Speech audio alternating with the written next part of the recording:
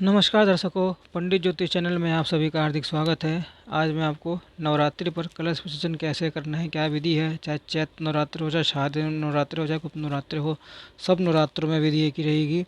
कलश विसर्जन संपूर्ण जानकारी, कलश विसर्जन का शुभ मुहूर्त, नारियल का क्या करें, अखंड दीप का क्या करें, खाली कलश का क्या करें, यह सब पूरा विस्तार पूर्वक आपको इस वीडियो में बताने जा रहा हूँ। वीडियो पूरा अंत तक देखिए एवं वीडियो देखने से पहले आप हमारे चैनल को सब्सक्राइब कीजिए, वीडियो लाइक कीजिए। व्हाट्सएप, फेसबुक, इंस्टाग्राम एवं सभी प्रकार की सोशल नेटवर्किंग साइट्स पर हमारे वीडियो को अधिक से अधिक शेयर भी कीजिए और साथ ही सब्सक्राइब बटन के बराबर में जो बेल आइकन है उसको दबाकर ऑल नोटिफिकेशंस को ऑन कर लीजिए, जिससे कि सनातन धर्म से संबंधित सभी प्रकार की जानकारी एवं वीडियो आपको मुफ्त में एवं समय से प्राप्त हो सके। दर्शकों, जैसे हम लोग कलश की स्थापना में सावधानी रखते हैं, ऐसे ही कलश के विसर्जन में भी बिल्कुल सावधानी होनी चाहिए। ज़्यादा तामझाम नहीं, बिल्कुल सरल विधि से बताऊँगा कि कलश विसर्जन कैसे करना है। यदि आपने प्रथम दिन कलश स्थापित किया है तो आपको पूरे नवमी तक कलश रखना चाहिए, भले ही आप अष्टमी को कन्या भोजन करें या ना करें।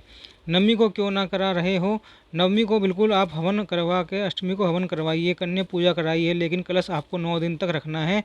वैसे ही पर्व का नाम है नवरात्रि, तो इसमें 9 दिन और नवरात्रि हो के पूर्ण अनुष्ठान होने चाहिए। ऐसा नहीं है 8वें दिन ही आपने कलश हटा दिया। इसलिए मैं कहूँगा कलश नवमी तक रखना है, 10वीं तिथि तक, अर्थात जब रावण जयंती होगी उस दिन कलश हटेगा। मैं कलश विसर्जन करना, यदि मिट्टी की मूर्ति रखते हैं तो भी 10वीं तिथि अर्थात रावण जयंती में ही विसर्जन होता है। तो कल विसर्जन का शुभ मुहूर्त क्या है, ध्यान से सुनिए। कलश विसर्जन 10वीं तिथि अर्थात महाराजा रावण की पुण्य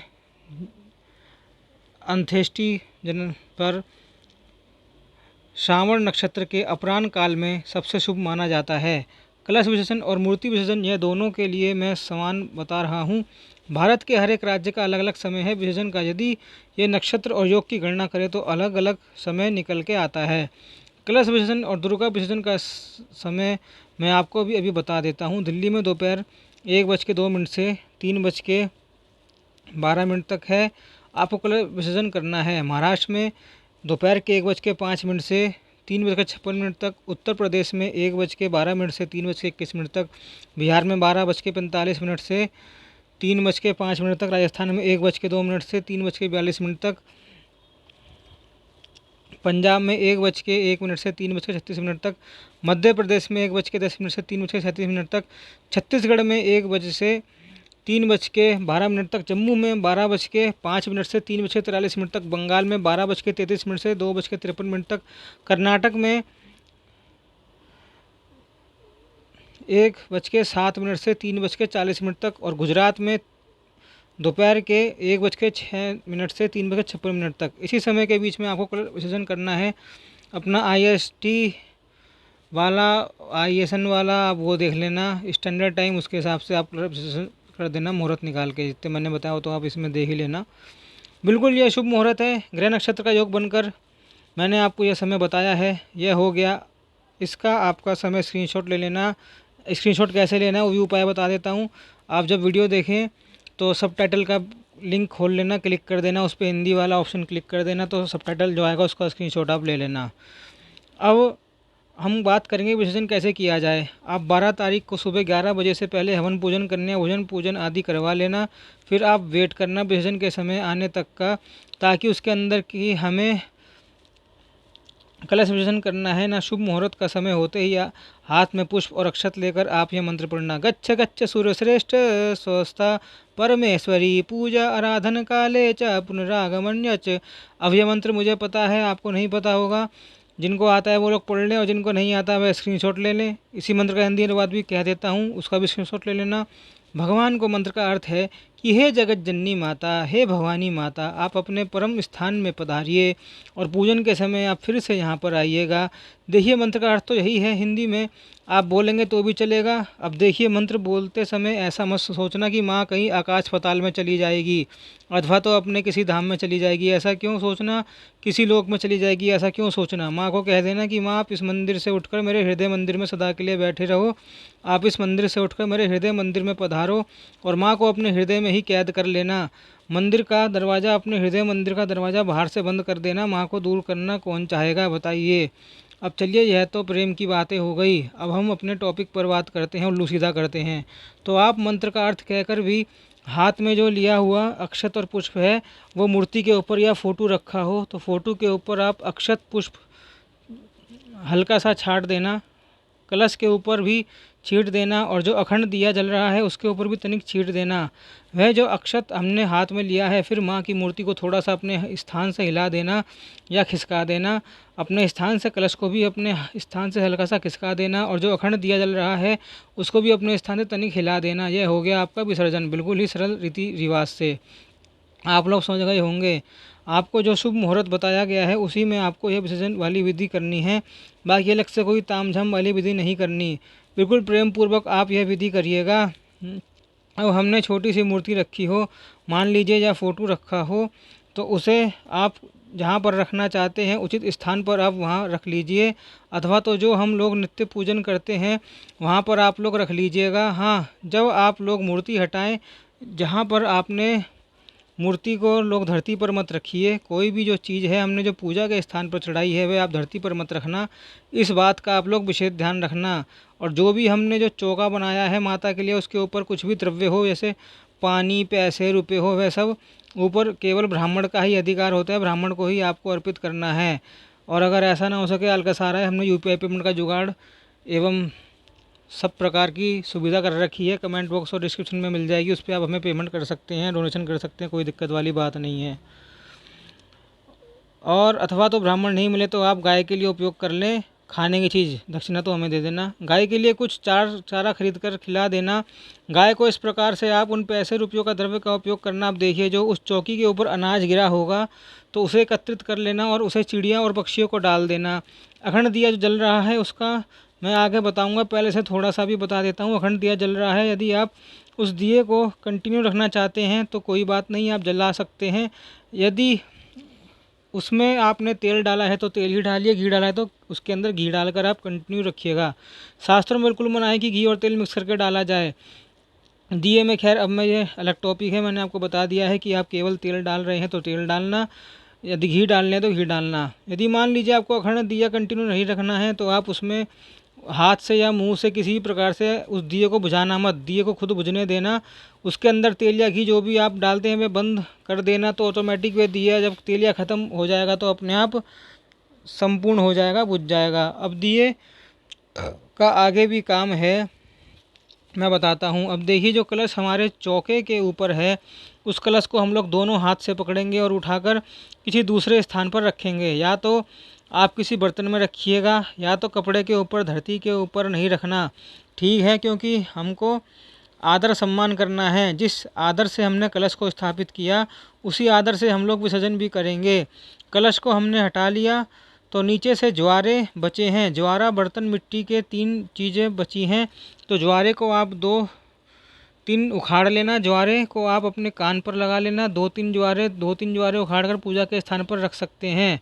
कुछ अनाज के ऊपर भी रख सकते हैं।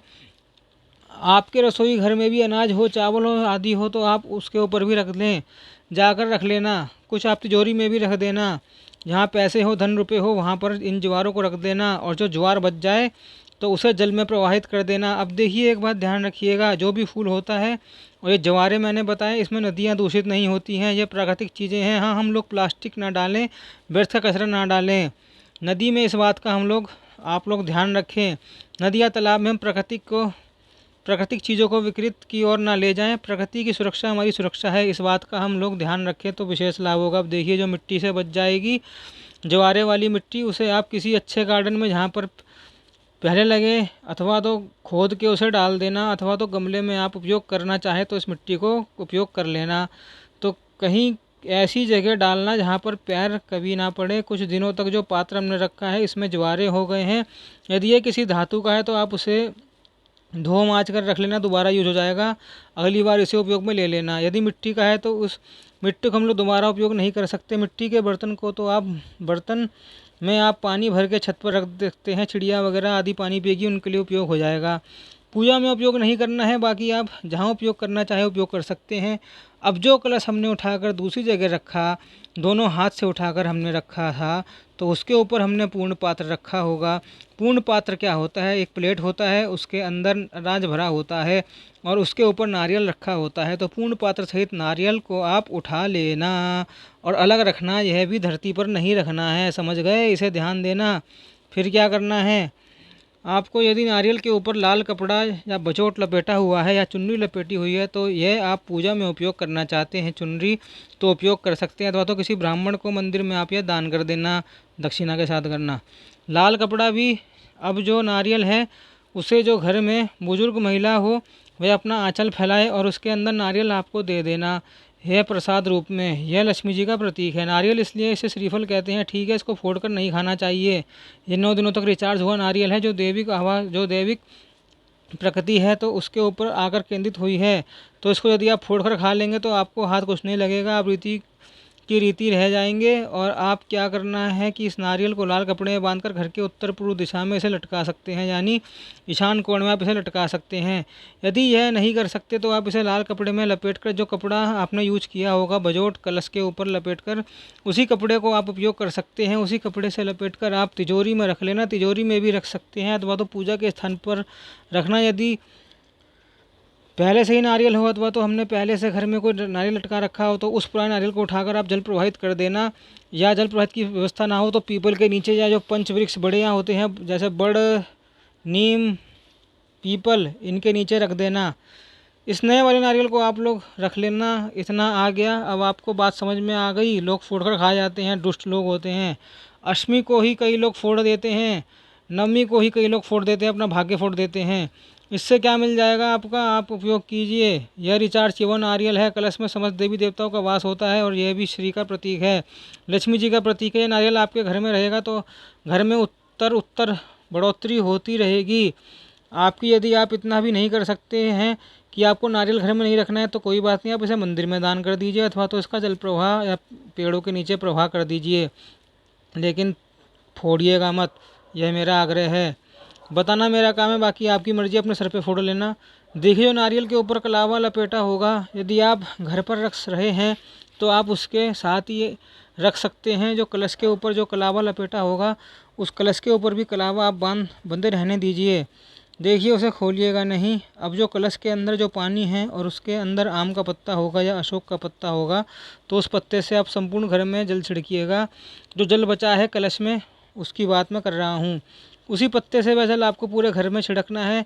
अब जो जल बच जाए उसका क्या करें? तो जो जल बच जाए आप तुलसी माता में दे दीजिए अथवा तो पीपल वृक्ष के नीचे आप उसे चढ़ा दीजिए। देखिए, सभी बार नहीं होना चाहिए, बाकी आप लोग इसे चढ़ा सकते हैं, तुलसी में दान कर सकते हैं अथवा तो सूर्य भगवान को आप अर्घ दे सकते हैं। इस जल का सदुपयोग करिएगा, पूजा पाठ में व्यर्थ में इसे नहीं फेंकना है। हाँ, जो पूर्ण पात्र में हमने अनाज रखा है यदि वह खराब नहीं हुआ हो तो अपने अन्य अनाज में उसे मिला देना। पूर्ण पात्र समझ रहे हैं ना आप लोग? नारियल जिसके ऊपर रखा गया था प्लेट पे, वो अनाज आपको अपने अनाज में थोड़ा थोड़ा मिलाना है, अगर वो ख़राब नहीं हुआ होगा तो।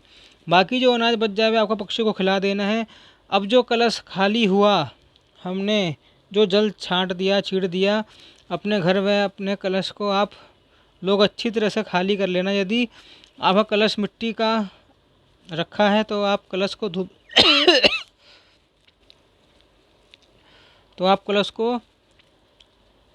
धूप में रख के सुखा लेना। फिर उस खाली कलश में आपको ऊपर तक अनाज भरना है, या तो चावल भर दें या गेहूँ भर दें। मैं इसलिए सुखाने के लिए कह रहा हूँ कि यदि आप अनाज भरेंगे थोड़ा भी गीला रहेगा तो वह सड़ जाएगा। अच्छी तरह से सुखा लेना आप लोग धूप में। इस कलश को भर के अनाज से उसके अंदर एक सिक्का डाल देना और यह कलश अपने घर में जहाँ भी उत्तर दिशा पड़ता हो इसे केवल ऐसे ही रख देना। भले आप कपड़े से इसे ढकना चाहें तो ढक सकते हैं, ढक देना इसे, और इसे बांधकर इस तरह से रख देना। जबकि आपके घर में पूजा पाठ का आयोजन हो, कलश स्थापना जब आपको करना हो तो आप इसी कलश को खाली करना, अनाज निकाल देना, सिक्का निकाल देना और इसके अंदर जैसे कलश स्थापित करते हैं जलादि डाल के वैसे आप स्थापित कर देना। लेकिन आप ध्यान रखना कि मिट्टी वाले कलश का आप दोबारा उपयोग नहीं कर सकते। केवल ये दोबारा उपयोग धातु वाले कलश पर लागू होता है, यानी तांबे का कलश हो या अन्य धातु का हो, लोहे को छोड़कर, उसी का आप लोग दोबारा उपयोग कर सकते हैं। मिट्टी वाला कलश आप अगली बार धातु का किसी लोटा रखना, या अगली नवरात्रि में तो मिट्टी वाले कलश को चेंज कर देना। मिट्टी वाले कलश को प्रवाहित कर देना है और ये वाले कलश को रख देना। इतना आप लोग समझ गए होंगे। कलश में जो हल्दी थी, सुपारी आदि जो भी है उसे जल प्रवाहित कर देना। जो पैसे हमने डाले थे, सिक्के हम अपने डाले थे, वो आप दान कर देना। अब हमने सब कुछ हटा लिया टेबल से। अब हमारे पास बच गया केवल एक जलता हुआ दीपक, अखंड दीपक जो हमने रखा था। और वो टेबल टेबल आपको कभी नहीं हटाना है, अथवा तो जहाँ भी हमने स्थापना कर रखा था माता जी का, वहाँ से आपको सब कुछ तो हटा देना है, लेकिन अभी साफ़ सफाई नहीं करनी है। आपको टेबल पर रखा हो तो टेबल एज इट इज़ रहने देना, और उसके ऊपर जो अखंड दिया जल रहा हो वो उस टेबल के ऊपर ही रख देना, अथवा जो जहाँ भी हमने स्थापित किया हो मूर्ति हटाकर, वह दिया वहीं पर रख देना। जब तक वह अखंड दिया नहीं बुझे तब तक वह दीपक वहीं रहेगा। दीपक जब अपने आप बुझ जाए, शांत हो जाए, तो आप सब चीज़ हटा देना वहाँ से, और फिर अच्छे से आप झाड़ू पोछा साफ़ सफाई कर सकते हैं। इतना आप लोग समझ गए होंगे। मुझे लगता है कि इस वीडियो में मैंने अधिकतम टॉपिक कवर कर दिया है। बाकी जो भी कुछ बचा हो आप लोग कमेंट बॉक्स में पूछ लीजिएगा, उत्तर देने का प्रयास करूँगा। और वीडियो को शेयर करते हुए जाइएगा, वायरल कर दीजिएगा, ताकि सभी लोग लाभ ले सकें। दोबारा मिलना हो तो चैनल सब्सक्राइब कीजिए, वीडियो लाइक कीजिए एवं अधिक से अधिक वायरल कीजिए। जय माँ दुर्गा, हरिम दुम दुर्गाय नमः।